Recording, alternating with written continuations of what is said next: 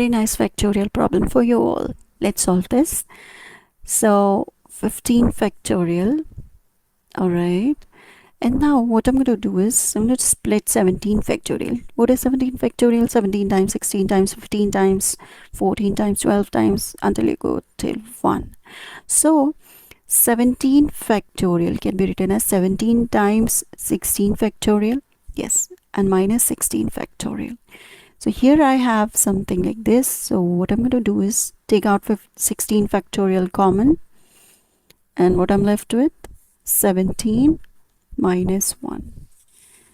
Then what do I have? 15 factorial over 16 factorial times 16. Now what I can do is I can split 16 factorial. What is 16 factorial? 16 times, 15 times, 14 times, and so on.